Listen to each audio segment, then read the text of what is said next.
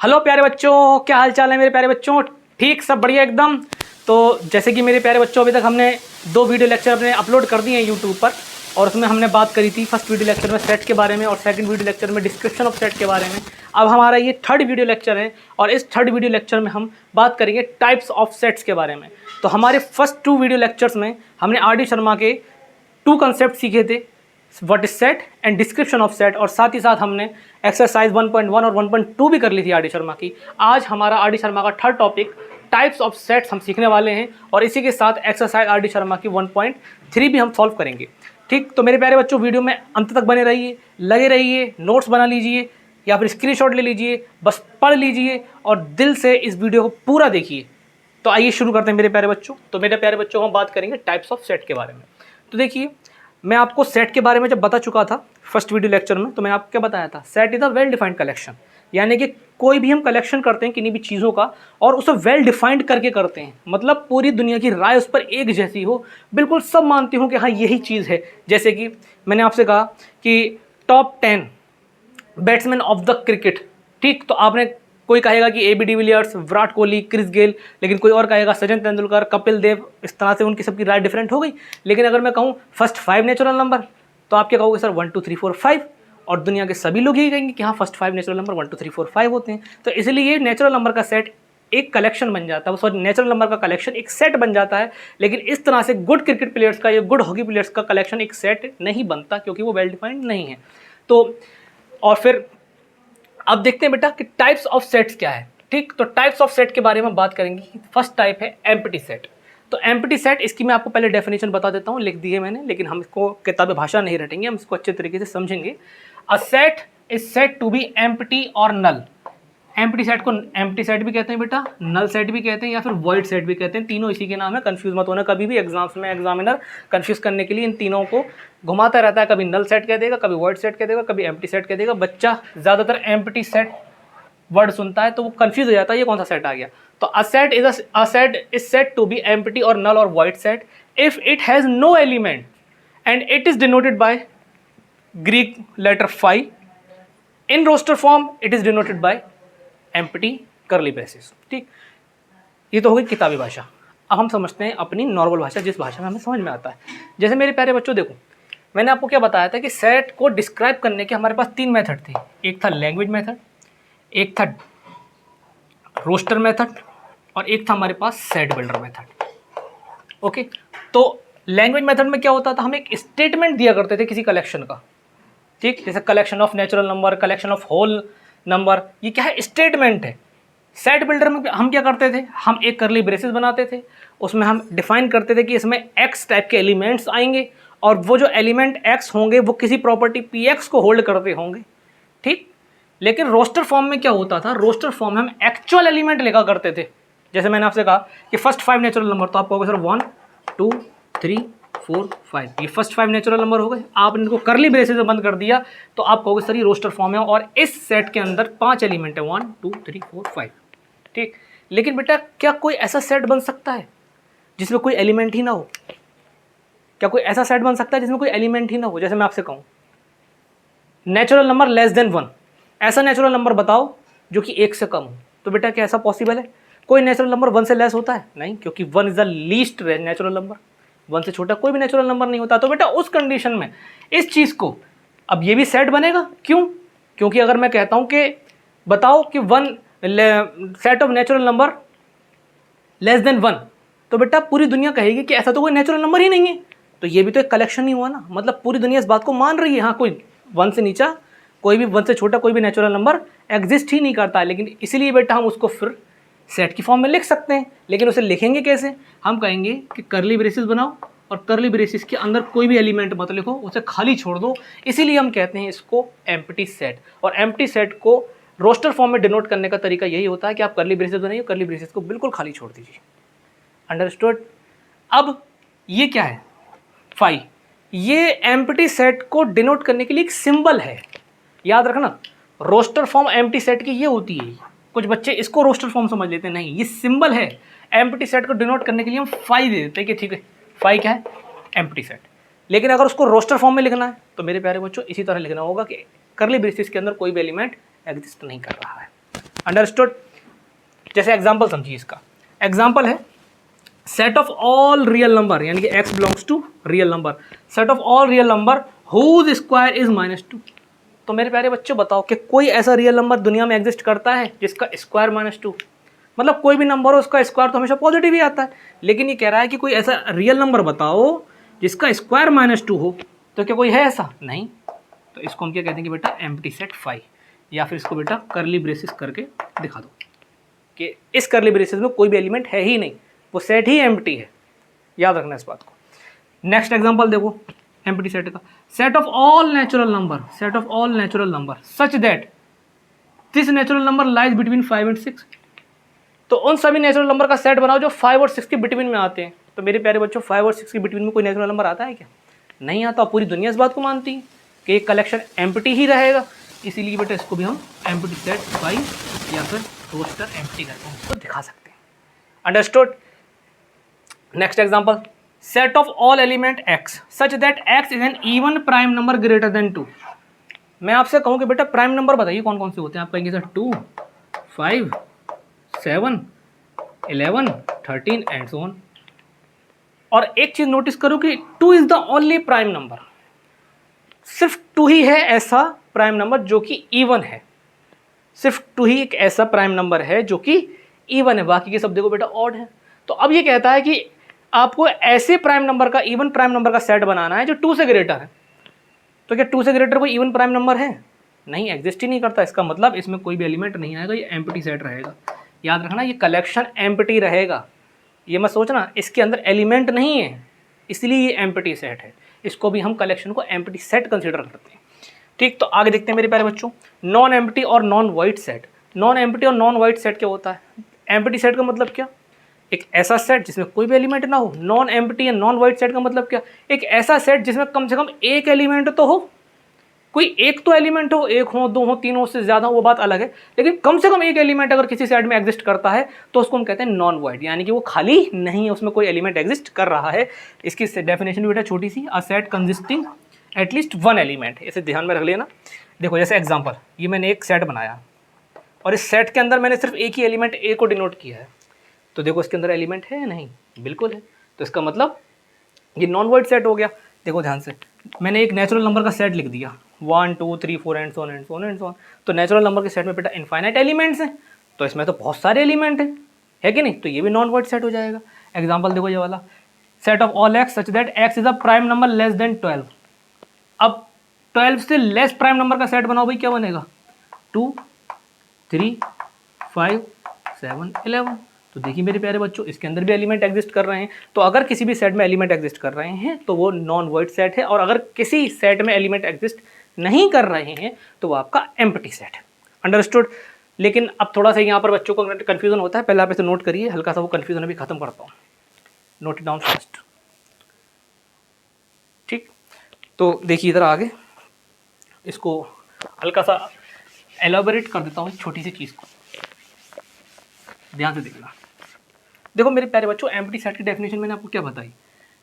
अ set consisting no element, ऐसा set जिसमें कोई भी एलिमेंट ना हो, ऐसा सेट जिसमें कोई भी एलिमेंट ना हो, उसी को एम्प्टी सेट कहते हैं। जैसे देखो हमने करली ब्रेसेस बनाया, करली ब्रेसेस के अंदर बिल्कुल खाली छोड़ दिया, कोई भी एलिमेंट नहीं है इसमें। अब मैं कहूँ क्या इसको मैं 5 से डिनोट कर सकता हूँ? हाँ बिल्कुल कर सकता हूँ। ठीक, ये आपका रोस्टर फॉर्म है, ये आपका सिंबॉलिक फॉर्म है। एम्प्टी सेट को ये सिंबॉलिकली डिफाइंड करता है, याद रखना। ये रोस्टर फॉर्म नहीं है, रोस्टर फॉर्म ये है, ये एम्प्टी सेट को डिनोट करने के लिए ये सिंबॉलिक फॉर्म बनाई गई है। ठीक है, अब मेरे प्यारे बच्चों एक बात बताओ, मैं ये एम्प्टी सेट लूँ और उस एम्प्टी सेट में एक और एम्प्टी सेट डाल दूँ 5, या फिर इसको ऐसे समझ लो एम्प्टी सेट के अंदर भी एक एम्प्टी सेट है, तो बताओ क्या ये अब एम्प्टी सेट रहा? एम्प्टी सेट की डेफिनेशन देखो, a set consisting no element, ऐसा सेट जिसमें कोई भी एलिमेंट ना हो, वो क्या हो जाता है? Empty set. अब जरा ध्यान से देखो, इसमें कोई एलिमेंट था नहीं, इसको तो हम कह ही रहे हैं एम्प्टी। अब देखो एम्प्टी के अंदर एम्प्टी, ये तो एम्प्टी है, लेकिन ये जो बाहर वाला एम्प्टी है, क्या उसके अंदर कोई एलिमेंट है? हाँ है, एम्प्टी एलिमेंट है। एक एलिमेंट तो है जो खुद एम्प्टी है, एम्प्टी के अंदर एम्प्टी एलिमेंट। तो इस बाहर वाले में एलिमेंट के बाहर वाले सेट में एक अंदर एम्प्टी एलिमेंट आ गया, नहीं आ गया? इसका मतलब ये नॉन वाइड सेट है। याद रखना बेटा, आईआईटी में बहुत पूछेगा इस तरह के क्वेश्चन, ठीक है। अब तो शायद ये ओल्ड हो गया, अब इतना नहीं पूछा जाता है, लेकिन फिर भी एक अच्छा लेवल का कंसेप्ट है, तो आप इसको अच्छे तरीके से समझिए, नोट करिए। अभी इसके आगे हम कंसेप्ट और सीखते हैं, फाइनाइट और इनफाइनाइट सेट क्या होता है उसके बारे में जानते हैं। Note it down fast. आइए प्यारे बच्चों, वीडियो में आगे बढ़ते हैं। अभी तक हमने सीखा आपका अभी तक हमने सीखा एम्प्टी सेट और नॉन वॉइड सेट। अब हम देखते हैं बेटा सिंगलटन सेट क्या होता है। देखो एम्प्टी सेट मतलब ऐसा सेट जिसमें कोई भी एलिमेंट ना हो, नॉन वॉइड सेट मतलब जिसमें एटलीस्ट एक एलिमेंट हो, लेकिन सिंगलटन सेट का मतलब अ set consisting a single element, मतलब ऐसा सेट जिसमें एक ही एलिमेंट हो, मतलब एक से ज़्यादा एलिमेंट अगर किसी सेट में नहीं है तो उस सेट को हम सिंगलटन सेट कंसीडर करते हैं। जैसे एग्जांपल के तौर पर देखो बेटा, ये सेट, इस सेट को देखो, सेट में सिर्फ एक ही एलिमेंट है विच इज़ 3, ठीक। तो इस सेट में कितने एलिमेंट है, नंबर ऑफ एलिमेंट बताओ इस सेट के अंदर बेटा, एक, तो इसलिए हम इसको कहेंगे सिंगलटन सेट।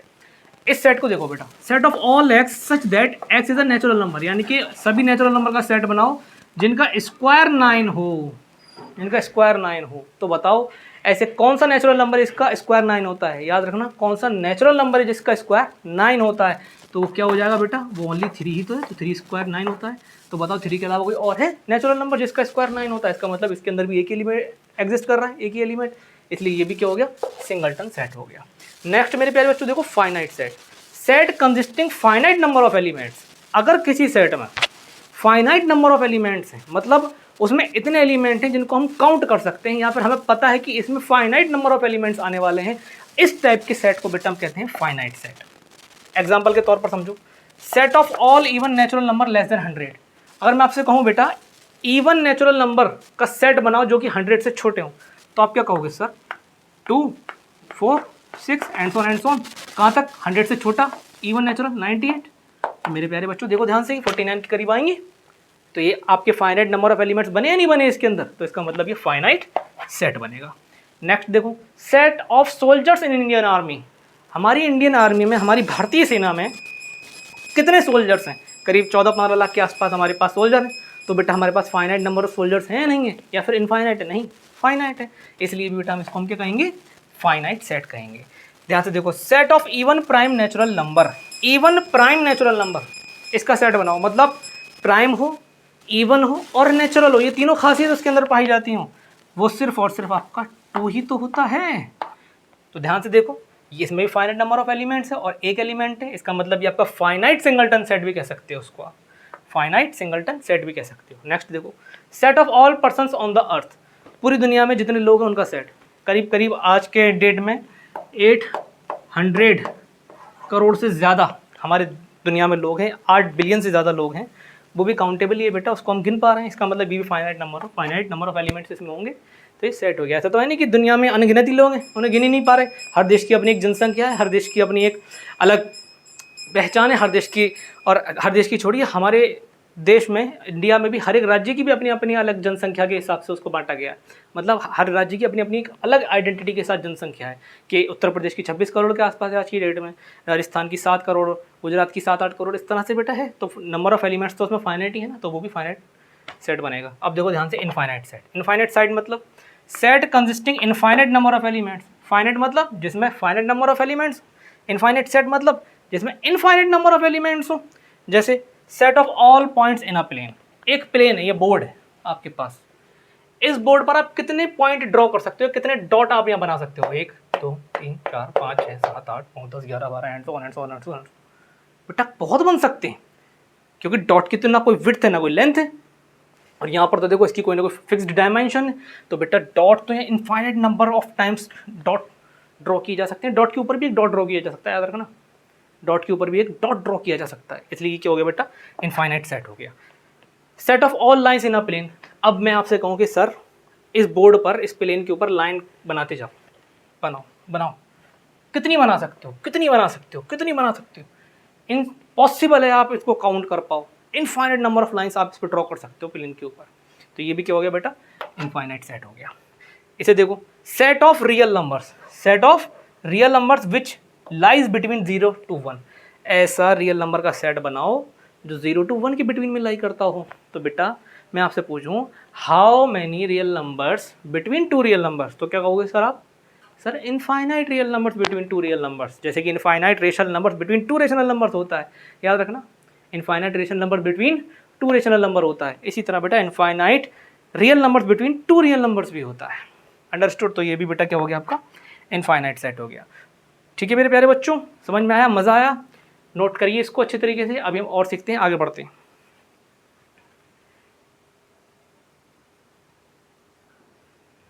आइए प्यारे बच्चों वीडियो में आगे बढ़ते हैं।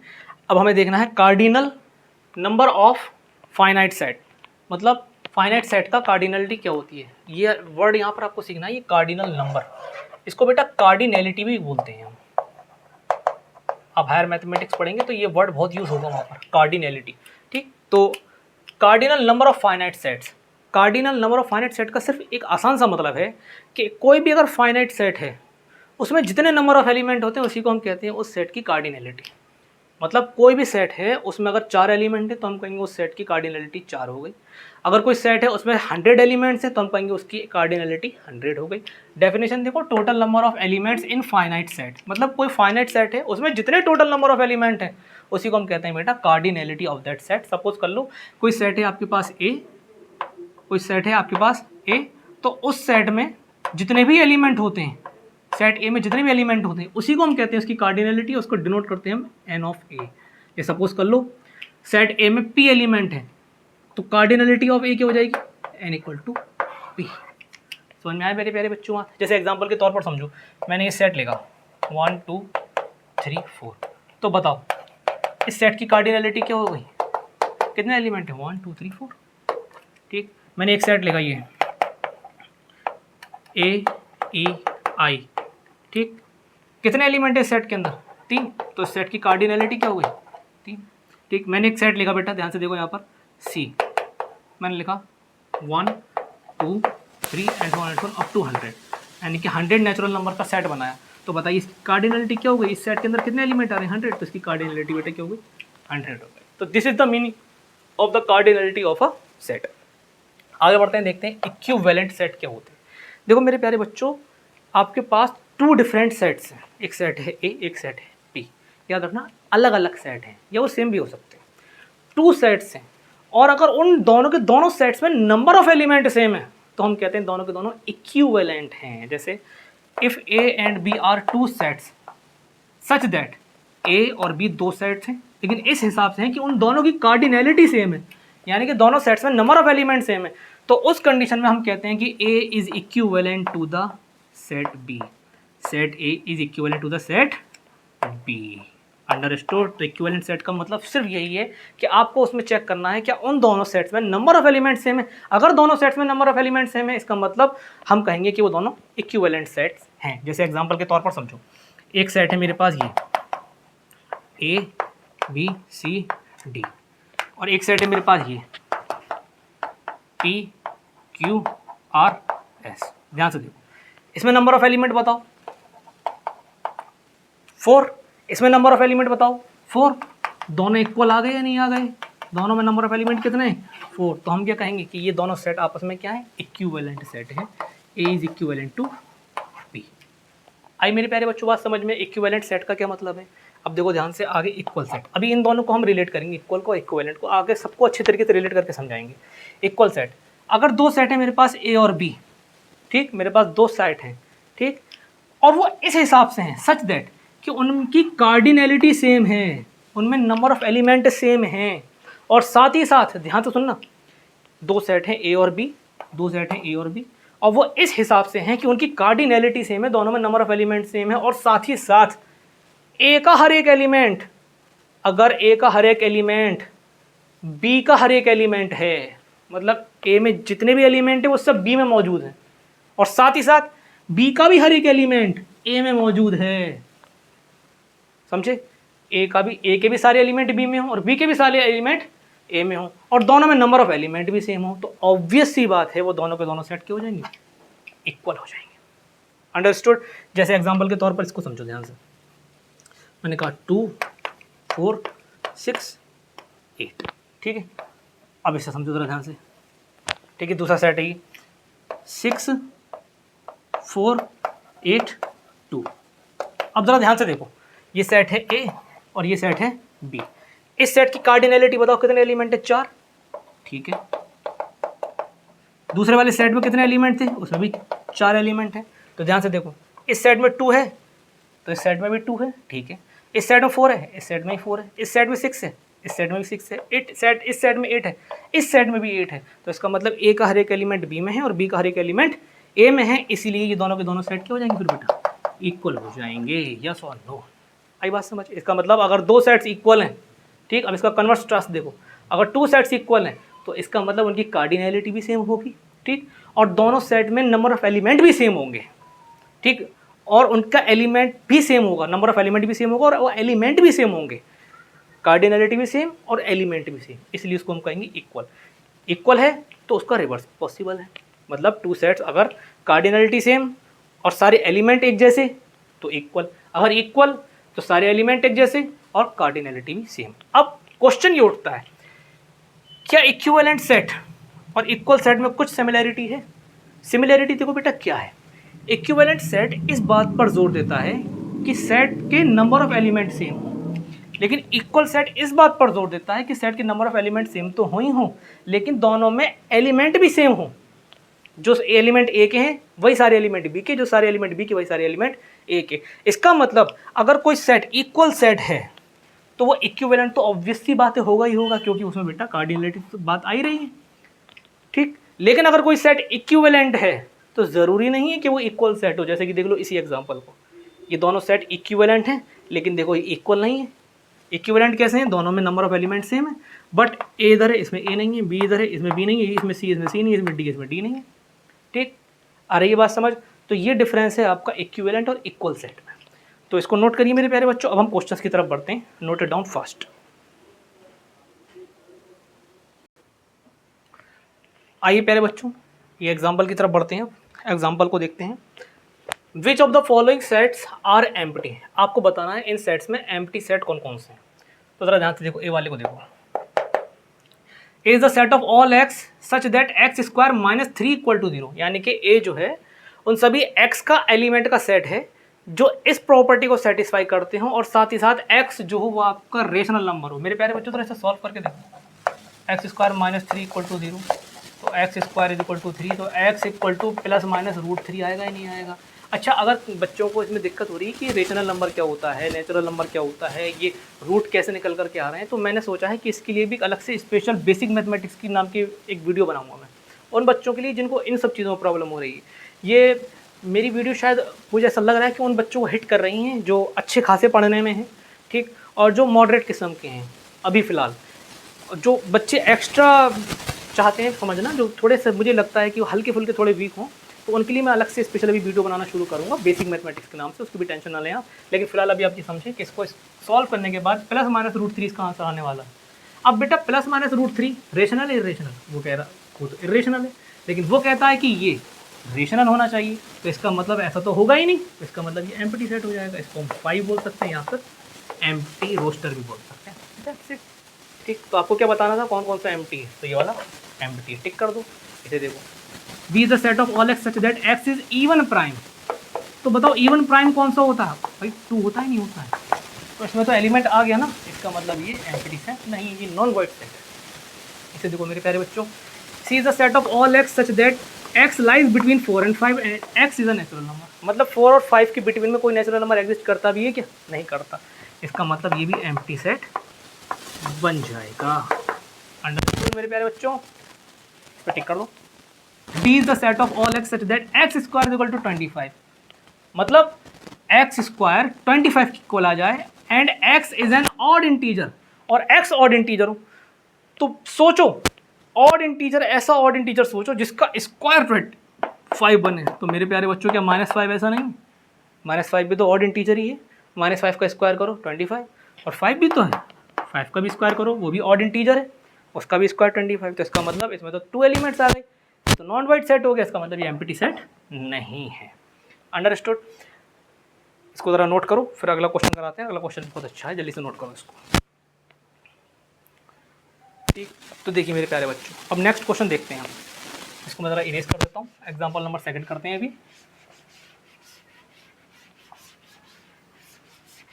कभी कभी वीडियो रोक के भी बेटा हम इसको एरेस करते हैं ताकि बच्चे डिस्टर्ब ना हो, लेकिन कभी कभी ऐसा होता है ना कि ज़रूरी ही हो जाता है जस्ट ऊपर ही समझाना उसके क्वेश्चन को, क्योंकि मैं रटाना नहीं चाहता किसी बच्चे को, समझाना ही मकसद है। तो ध्यान से देखो, find the pair of equal sets, equal sets के पेयर बताओ इनमें कि कौन कौन से सेट इक्वल है। तो देखो ध्यान से, ए यहाँ पर क्या बना है, 0 बना। बी देखो, बी क्या बनेगा यहाँ, ध्यान से देखना, B is the set of all x such that x is greater than 15 and less than 5। मतलब उन एलिमेंट्स का सेट बनाओ जो 15 से ज़्यादा हो लेकिन 5 से छोटे हों। बताओ भाई ऐसा कोई नंबर एग्जिस्ट करता भी है क्या? भैया हमें बता दो कोई नंबर ऐसा हो तो। ऐसा तो कोई नंबर अभी तक शायद बना ही नहीं है दुनिया में। अगर ऐसा कोई नंबर होता तो भैया मैथमेटिशियन पता भी लगा लेते मेरे प्यारे बच्चों। तो ऐसा अभी तक कोई नंबर ही नहीं बना जो 15 से बड़ा हो और 5 से छोटा हो। तो मेरे प्यारे बच्चों ये एम्प्टी सेट हो गया।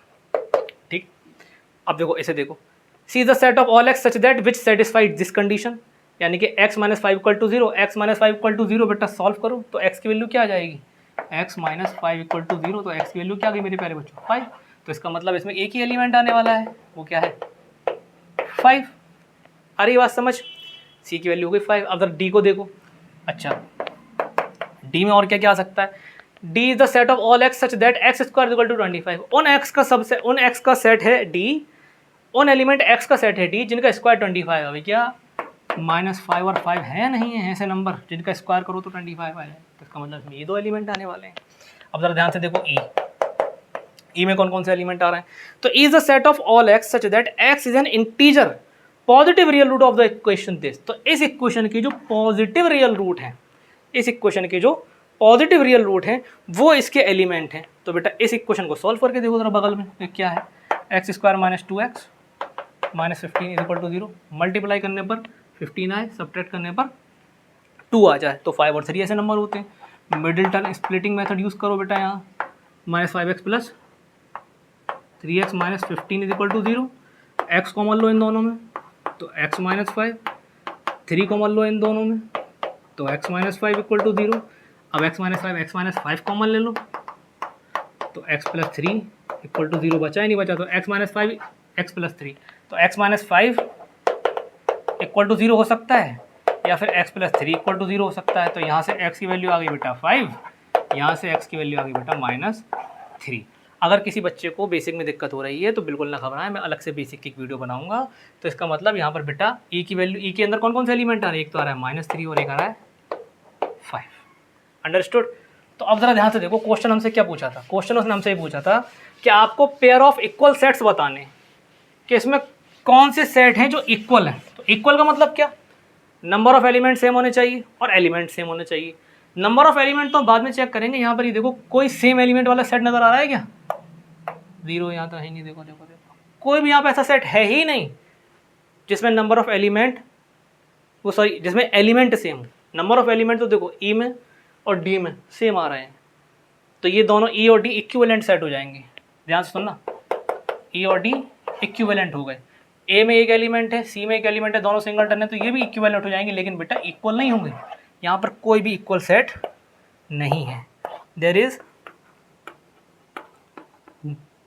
No pair of equal set.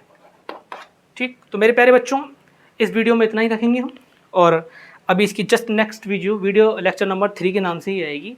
उसमें हम आर डी शर्मा की एक्सरसाइज 1.3 करेंगे, जिसमें यही सारे कंसेप्ट हम यूज़ करेंगे। टाइप्स ऑफ सेट के बारे में हमने जो आपको बताया है 1.3 एक्सरसाइज में, वही उसी कंसेप्ट के बिहाफ पर ही बहुत सारे क्वेश्चन है, उसको हम नेक्स्ट वीडियो में करते हैं। वीडियो लेक्चर नंबर 3 के नाम से ही वीडियो आएगी, लेकिन एक्सरसाइज आर डी शर्मा 1.3 के नाम से उसमें हम ऐड कर देंगे टॉपिक।